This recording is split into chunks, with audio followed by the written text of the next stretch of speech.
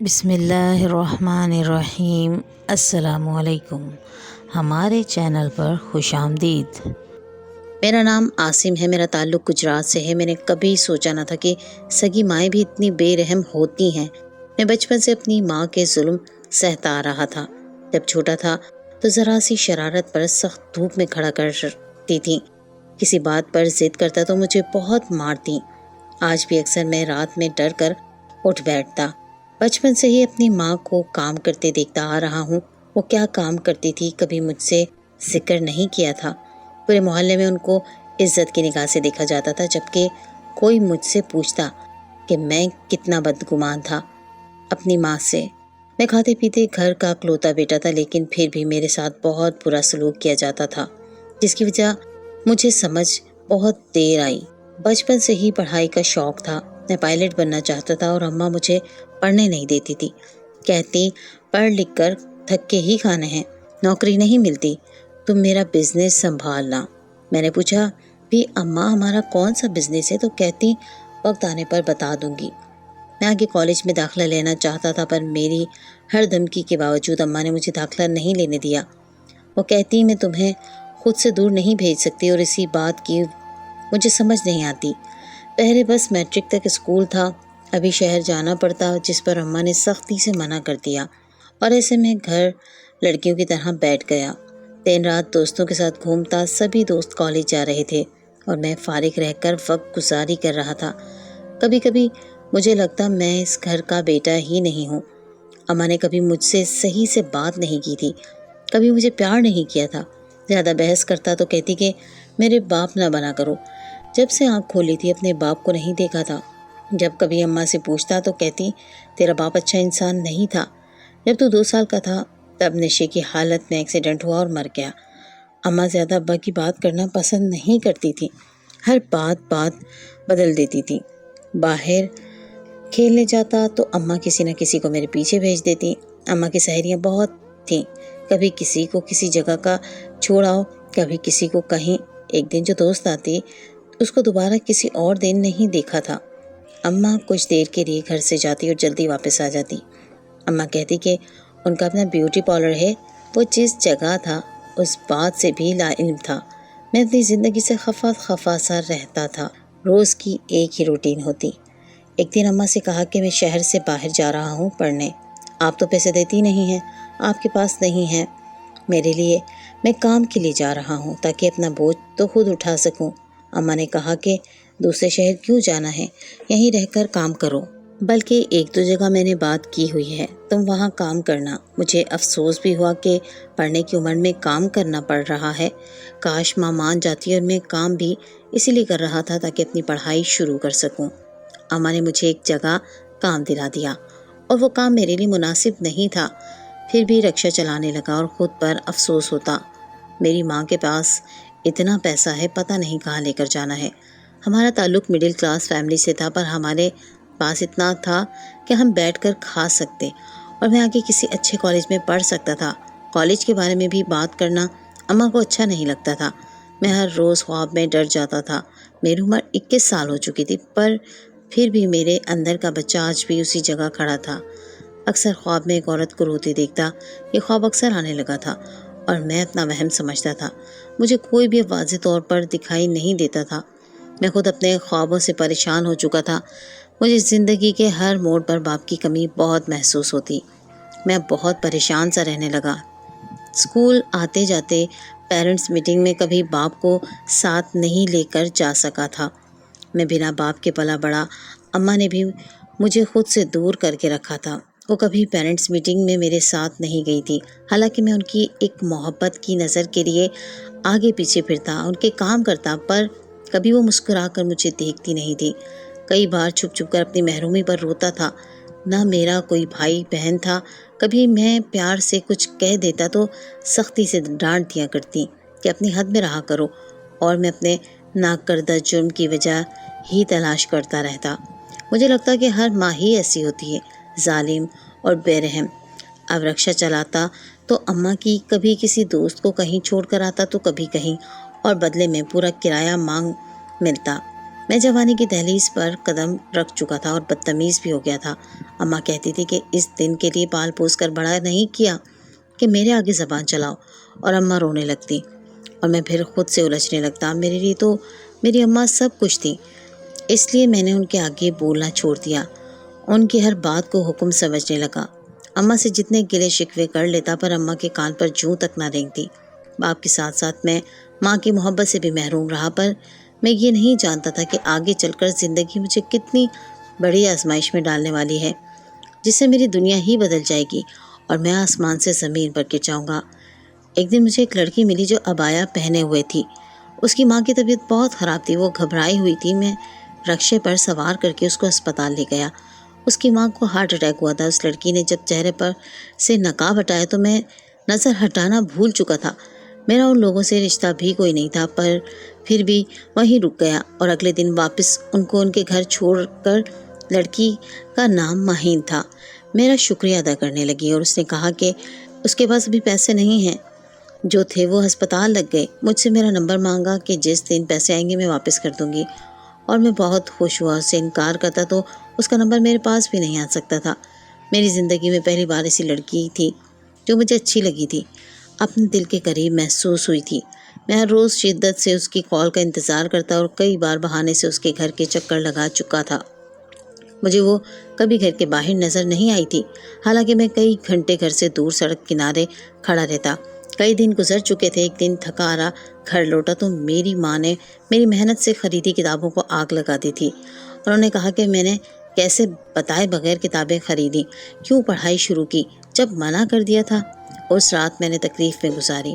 اپنی ماں سے پوچھا تھا کہ وہ ایسا کیوں کرتی ہیں، میرا قصور مجھے ایک بار ہی بتا دیں یا مجھے جان سے مار دیں تاکہ سکون ہو جائے، پر وہ ہنستی آگے سے کہتی تمہاری جان اتنی قیمتی ہے جس کو مجھے بچا کر رکھنا پڑ رہا ہے، میرے بس میں ہوتا تو کب کا تمہیں کسی کوڑے میں پھینک چکی ہوتی۔ اور میں ان کی بات سن کر پریشان اور شاکڈ ہو جاتا تھا کہ ایک ماں ایسا بھی بول سکتی ہے۔ میں غصے سے گھر سے نکل آیا تھا۔ اب سوچ لیا تھا کہ دوبارہ گھر نہیں جاؤں گا، لیکن تبھی مجھے ماہین کی کال آ گئی۔ اس نے بتایا کہ اس کی ماں کی حالت بہت خراب ہے، اور میں انہیں قدموں سے ایک دوست کی ٹیکسی لے کر اس کے گھر پہنچ گیا۔ 2 دن اس کے ساتھ ہسپتال رہا۔ جو پیسے تھے سبھی میرے ماہین کو دے دیے، اور اب روز اس کے گھر اس کی والدہ کی خیریت معلوم کرنا چاہتا۔ وہ دونوں ماں بیٹی رہتی تھیں، اور والد کی کچھ سال پہلے ڈیتھ ہو چکی تھی۔ میں ماہین سے محبت کرنے لگا تھا، اور وقت گزرنے کے ساتھ ساتھ ہماری بات چیت ہونے لگی، اور پھر ایک دن اس نے اپنی ماں سے میری بات کی اور میں بہت خوش ہوا۔ اب جلد از جلد میں ماہین سے شادی کر لینا چاہتا تھا، جب ایک شام مجھے ایک عورت ملی جو میری ماں کی عمر کی تھی۔ اس کی شخصیت میں نہ جانے ایسا کیا تھا کہ میں بار بار اس عورت کی طرف دیکھ رہا تھا، اور وہ بھی مجھے دیکھ کر مسکرائے۔ کہنے لگی بیٹا کیا بات ہے؟ میں نے کہا ماں جی کچھ نہیں، بس ایسے ہی آپ کو دیکھ کر لگا جیسے میں آپ کو جانتا ہوں۔ انہیں ان کے گھر چھوڑا تو انہوں نے مجھ سے کہا کہ وہ کچھ دن اسی شہر میں ہیں، تو کچھ دن کے لیے مجھے پک اینڈ ڈراپ کرنا۔ مجھے بہت خوشی ہوئی تھی۔ انہوں نے میرے سر پر ہاتھ رکھا تو مجھے عجیب سا احساس ہوا۔ میں پورا ہفتہ اس خاتون کا ڈرائیور بنا رہا، اور ایک دن گھر سے کچھ سامان لینا تھا۔ وہ خاتون میرے ساتھ تھی۔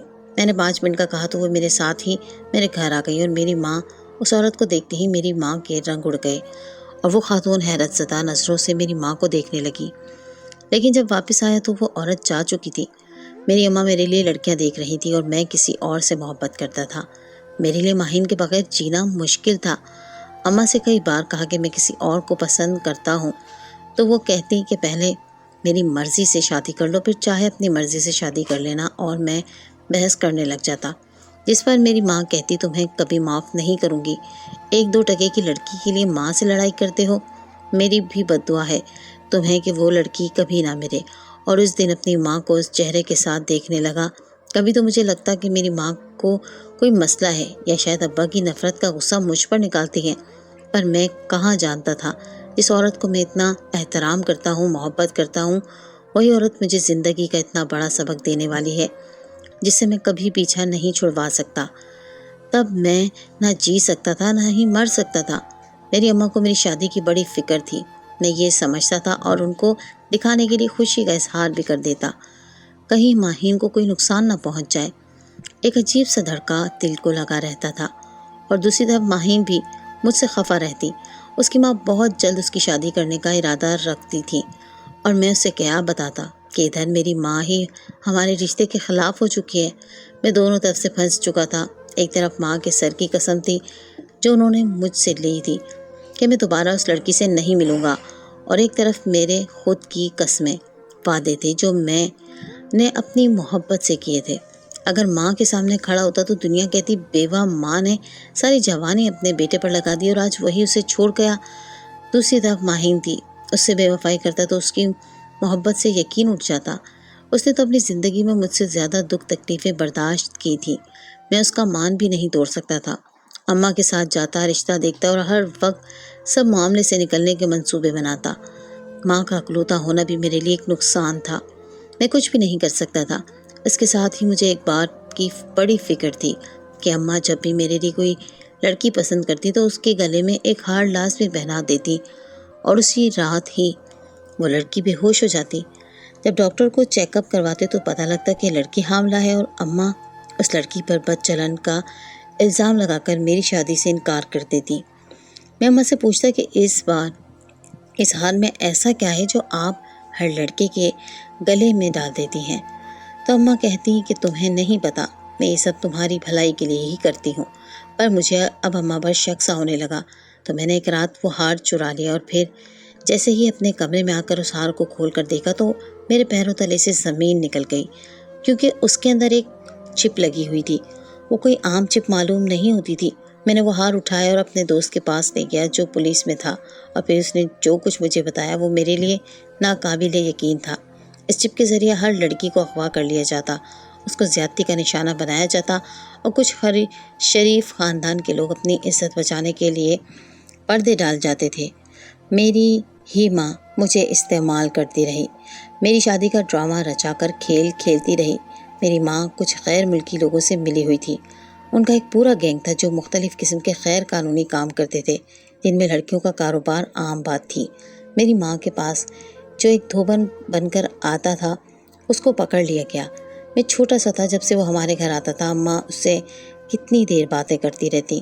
اب وہ بوڑھا ہو چکا تھا، اس سے مار برداشت نہیں ہو رہی تھی، وہ کچھ بھی نہ بتاتا اگر پولیس اس کی فیملی کو نہ اٹھاتی یا اس کی بیٹی کو میری ماں نے اغوا نہ کیا ہوتا۔ وہ شخص میری ماں کے لیے کام کرتا تھا اور اس دن اسی کی بیٹی کو اٹھا لیا گیا۔ اس نے مجھے دیکھا اور بولا تم بھی سزا بھگتو گے۔ تم جن لڑکیوں کو ٹیکسی میں چھوڑ کر آتے رہے وہ عام لڑکیاں نہیں تھیں، بلکہ وہ ہمارے گینگ کا حصہ تھیں۔ اور اس نے ایک ایسی بات بتائی جس سے مجھے اپنی دنیا گھومتی ہوئی محسوس ہوئی۔ مجھے لگا کہ میں اپنے پیروں پر کھڑا نہیں ہو سکتا۔ میرا دوست مجھے سہارا دے رہا تھا اور میں تڑپ رہا تھا۔ میرے ساتھ ایسا کیسے ہو گیا؟ 24 سال ہو گئے مجھے اور میں کسی اور کی اولاد ہوں۔ جس ماں کو اپنی ماں سمجھتا رہا اس نے مجھے کہیں سے اٹھایا تھا، مجھے اغوا کیا تھا۔ میں تڑپ رہا تھا، رو رہا تھا، وہاں سے آ گیا۔ ابھی تک میری ماں کو کچھ پتہ نہیں چلا تھا۔ مجھے ہر ایک بات یاد آ رہی تھی، وہ بھلی عورت جو ٹیکسی میں بیٹھی تھی، جو رو رہی تھی۔ پھر میری ماں کو دیکھ کر وہ غصہ ہو گئی تھی، پولیس کو کال کر دی پر پتہ نہیں پھر وہ عورت کہاں گئی۔ میری ماں مجھ سے کہتی رہی کہ وہ پاگل تھی، اس کی نفسیاتی حالت ٹھیک نہیں تھی، اس وجہ سے ایسا ہوا، اور میں اتنا سمجھدار ہونے کے باوجود کسی بھی بات کو جان ہی نہ سکا۔ ہم انسان بہت عجیب ہوتے ہیں، اپنے خون کے رشتوں پر کبھی شک نہیں کر سکتے۔ ہمارے لیے وہ ہمیشہ دوست ہوتے ہیں۔ ہمیں لگتا ہے کہ دنیا کا ہر انسان ہمیں دھوکہ دے سکتا ہے، پر ہمارے ماں باپ، بہن، بھائی کبھی ہمیں دھوکہ نہیں دے سکتے۔ یہ صرف ایک غلط فہمی ہوتی ہے۔ وقت آنے پر سبھی بدل جاتے ہیں، ساتھ چھوڑ جاتے ہیں۔ آپ ساری عمر بھی ان کی جی حضوری میں گزار دیں، وہ آپ کی خلوص کو ایک نہ ایک دن واپس ہمارے منہ پر مار دیں گے۔ میرے ساتھ ایسا کیوں ہوا؟ کیا وہ میری سکی ماں نہیں تھی اس لیے ایسا ہوا، یا میں دنیا کا بد نصیب لڑکا تھا اس وجہ سے ایسا ہوا؟ ساری رات سڑکوں پر آوارہ گردی کرتا رہا۔ جب گھر آیا تو میری ماں، جو میری ماں تھی ہی نہیں، بڑی بے چینی سے چکر کاٹ رہی تھی۔ مجھے دیکھتے ہی میرا گریبان پکڑ لیا، کہنے لگی وہ ہار کہاں ہے؟ اور میں نے کہا کہ کون سا ہار؟ کہنے لگی کہ تمہارے علاوہ اور کوئی نہیں ہے گھر میں، تم نہیں وہ ہاتھ اٹھایا تھا۔ مجھے میرا ہار واپس چاہیے، ورنہ تم سوچ بھی نہیں سکتے کہ مجھے کتنا نقصان ہو سکتا ہے۔ میری زندگی اور موت کا سوال ہے، مجھے بتا دو کہ وہ ہار کہاں ہے۔ میں نے اپنی ماں کے ہاتھ جھٹک دیے، ان سے کہا کہ بس کر دیں، اب بہت ہو گیا تماشا۔ آپ میری زندگی کے ساتھ کھیلتی رہی اور میں کھلونا بنتا رہا۔ میری آڑ میں آپ نے کس کس کے گھر برباد کر دیے ہیں، کتنی ہی لڑکیاں آپ کی وجہ سے اپنی جان گنوا بیٹھی ہیں، کتنی ہی ماں کی گود آپ نے اجاڑ دی۔ ایک عورت ہو کر آپ یہ سب کیسے کر سکتی ہیں؟ آپ جانتی ہیں کتنی محبت کرتا ہوں آپ سے، کہ آپ میری ماں ہیں۔ ہر ظلم کو، ہر تکلیف کو نظر انداز کرتا رہا کہ آپ کے دل میں میرے باپ کی نفرت ہے۔ شاید آپ کو مجھ میں میرا باپ محسوس ہوتا ہے، جس کی وجہ سے آپ مجھے قبول نہیں کرتی۔ پر میں کیا جانتا تھا کہ آپ تو ایسی جگہ سے تعلق رکھتی ہیں جہاں کوئی رشتہ، کوئی تعلق، کوئی معنی نہیں رکھتا۔ اگر عورت آپ جیسی ہوتی ہے تو مجھے دنیا کی ہر عورت سے نفرت ہے، پر ہر عورت آپ جیسی نہیں ہوتی۔ مجھے نفرت ہے آپ سے، آپ جیسی عورت سے۔ میں رو رہا تھا، میں مرد ہو کر رو رہا تھا، اور وہ عورت چپ چاپ کھڑی تھی، جس کے چہرے پر ذرا برابر بھی کوئی پچھتاوا، کوئی شرمندگی نہیں تھی۔ میں نے ہاتھ جوڑ دیے تھے کہ مجھے میرے ماں باپ کا پتہ بتا دیں، وہ اس دنیا میں بھی ہیں یا آپ نے انہیں بھی قتل کر دیا۔ پولیس نے چاروں طرف سے گھر کو گھیر لیا تھا۔ دروازے پر مسلسل دستک ہو رہی تھی اور کچھ ہی دیر میں پولیس کے اہلکار دروازہ توڑنے کی کوشش کر رہے تھے، اور میں ہاتھ جوڑے اس عورت کے سامنے کھڑا تھا۔ وہ اندر چلے گئے اور دروازہ بند کر لیا، اور اسی وقت پولیس گھر میں داخل ہوئی۔ لیکن اگلے ہی لمحے ایک اور قیامت مجھ پر ٹوٹ پڑی۔ میری ماں نے خودکشی کر لی تھی۔ میری ماں نے خود کو گولی مار لی تھی۔ اگر وہ پکڑی جاتی تو ان کے ساتھ ان کو مار دیتے، اور اگر بچ جاتی تو پولیس کا ٹارچر برداشت نہیں کر سکتی تھی۔ پولیس ان کی لاش کو لے کر جا رہی تھی جب میری ماں کے ہاتھ سے کاغذ زمین پر گرا، جس میں لکھا تھا کہ جو عورت اس دن آئی تھی وہی تمہاری ماں تھی، اور ایک ایڈریس بھی موجود تھا۔ اگلے دن میں گجرات سے راولپنڈی کے لیے نکل پڑا، اور یہ ایڈریس کس کا تھا یہ بات وہیں جا کر پتہ چلنی تھی۔ میں کون تھا، کس کا بیٹا تھا؟ وہ عورت جو مجھے گجرات میں ملی وہ میری ماں تھی، تو وہ اس دن کہاں گئی؟ بہت سے سوال میرے ذہن میں گردش کر رہے تھے۔ ایک طویل سفر کے بعد میں ایک عالیشان گھر کے سامنے کھڑا تھا۔ ڈور بیل بج جانے کے ساتھ ہی میرا دل بھی گھبرا رہا تھا۔ میری شناخت کیا تھی؟ میں کون تھا؟ میرا باپ کون تھا؟ کئی سوال تھے، اور تب ایک لڑکے نے دروازہ کھولا اور پوچھا، کون؟ تو مجھے کسی کا نام بھی پتہ نہیں تھا۔ میں چپ چاپ سے دیکھنے لگا، اور وہ غصہ کرتا ہوا اندر چلا گیا۔ کوئی 16-17 سال کا لڑکا تھا، شاید میرا بھائی تھا۔ ایک عجیب سی خوشی دل کو ہوئی تھی کہ میرا بھائی ہے، میرا خاندان ہے، پر پھر سے ایک ڈر دل کو گھیر لیتا، کہیں وہ عورت پھر سے تو میرے ساتھ دھوکہ تو نہیں کرے گی، مجھے کسی اور کا پتہ تو نہیں دے گئی۔ اور میں لوٹ آیا۔ یہ شہر، اس شہر کے لوگ سبھی انجان تھے۔ ماما ماہین میرے انتظار میں تھی۔ میرے پاس ایک وہی مخلص رشتہ تھا جو سب کچھ جاننے کے بعد مجھے چھوڑ کر نہیں جائے گی۔ میں اگلے دن پھر اس کے گھر کے باہر موجود تھا اور لفظوں کو ترتیب دے رہا تھا۔ ڈور بیل بجائے 5 منٹ ہو چکے تھے، کوئی باہر نہیں آیا، اور میں نے پھر ڈور بیل بجائی۔ جب ایک شخص باہر نکلا، اس نے کہا، برخوردار کون ہو؟ کس سے ملنا ہے؟ اور میں جو کوئی سوال ترتیب دیے بیٹھا تھا سبھی بھول گئے، اور میں نے کہا، کچھ نہیں سر، بس میں راستہ بھول گیا تھا۔ میں واپس پلٹنے لگا جب ایک عورت نے کہا کہ عاصم میرے بیٹے، تم آ گئے۔ وہ عورت وہی تھی جو گجرات میں ملی تھی، اور میرے سینے سے لگ کر رونے لگی۔ وہ شخص میرا باپ تھا جو مجھے اپنی باہوں میں لیے تڑپ رہا تھا۔ دیکھتے ہی دیکھتے پاس کے لوگ بھی جمع ہو گئے۔ میرا باپ سب سے کہہ رہا تھا کہ یہ میرا بیٹا ہے، یہ شہزاد ہے، میرا بیٹا۔ سبھی مجھ سے ملنے لگے تھے، اور پھر ایک بات میں نے جانی تھی، میرا اصل نام شہزاد تھا، میرے باپ کا نام عظیم اقبال تھا، تو گویا اس عورت نے مجھ سے سب کچھ چھین لیا تھا۔ نہیں چھینا تھا، حتیٰ کہ میرا نام میرے بابا نے بتایا کہ وہ ایک دن ایک مجبور عورت پھٹے پرانے کپڑوں میں ہمارے گھر کے باہر بیٹھی رو رہی تھی۔ ہم نے اس پر ترس کھا کر اسے گھر میں کام پہ رکھ لیا۔ وہ دعائیں دیتی اور پورے گھر کا خیال رکھتی۔ تم پیدا ہوئے تو اس نے بہت سنبھالا، لیکن میں نہیں جانتا تھا کہ وہ عورت تو ایک خاص مقصد کے تحت یہاں آئی تھی۔ میں آرمی میں تھا، ہمارے ضلع شہر کے ایک گینگ کا کام تھا جس پر ہم پولیس کے ساتھ مل کر کام کر رہے تھے۔ جس دن مجھے پتہ چلا کہ وہ عورت کون ہے، میں بھاگ کر گھر آیا۔ تب تم 2 سال کے تھے، لیکن میرے آنے سے پہلے وہ تمہاری ماں کو کمرے میں بند کر کے تمہیں لے کر نکل گئی، اور پھر اس گینگ کا سربراہ تمہارے ذریعے بلیک میل کرنے لگا، اور ایک دن پتہ چلا کہ وہ عورت تمہیں وہاں سے لے کر کہیں جا چکی ہے۔ میں 10 سال تک تمہیں ڈھونڈتا رہا، کوئی علاقہ، کوئی شہر نہیں چھوڑا تھا، اور اب کچھ ماہ پہلے تمہاری ماں ایک چیک اپ کے لیے ڈاکٹر کے پاس گجرات گئی اور وہاں تم سے ملی، تب وہ نہیں جانتی تھی کہ تم ہمارے بیٹے ہو، لیکن جس دن اس عورت کو دیکھا تو اس عورت نے تمہاری ماں کو گولی مروا دی، پر اس کی زندگی میں تمہیں دیکھنا، تم سے ملنا لکھا تھا۔ وہ گولی چھو کر گزر گئی تھی۔ ہم چوکنا ہو چکے تھے، ہماری ذرا سی غلطی سے تمہیں نقصان ہو سکتا تھا، اس لیے پولیس سے آرمی سے مدد لی اور وہ عورت پکڑے جانے سے پہلے مر چکی تھی۔ جب ہم اس کے گھر میں پہنچے تو وہاں کوئی نہیں تھا۔ آس پڑوس سے پتہ کیا تو کسی کو تمہاری خبر نہیں تھی۔ ہم مایوس لوٹ آئے تھے اور ہمیں یقین تھا کہ تم ضرور آؤ گے۔ میری ماں باپ میرا دیوانہ وار منہ چوم رہے تھے۔ میری چھوٹی بہن تھی، بھائی تھا، دادی تھی، میرے پاس سبھی رشتے تھے۔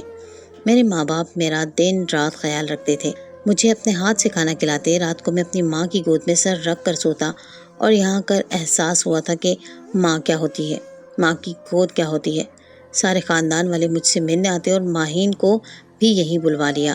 ہماری شادی بہت دھوم دھام سے ہوئی تھی۔ میں مسکرانے لگا تھا، ہم دونوں بہت خوش تھے۔ میرے ماں باپ ایک پل کے لیے بھی مجھے اپنی نظروں سے اوجھل نہیں ہونے دیتے۔ سب کی جان مجھ میں بستی تھی۔ میری زندگی کا برا وقت گزر چکا تھا اور مجھے اپنوں کی محبت مل چکی تھی، پر دل کے کونے میں وہ عورت بھی رہتی تھی، یہ جو خود کو میری ماں کہتی تھی۔ میں چاہ کر بھی اس سے نفرت نہیں کر سکتا تھا، پر مجھے اس سے محبت بھی نہیں تھی۔ پتہ نہیں کیا تھا دل میں اس عورت کے لیے جو کبھی بھول نہیں سکا۔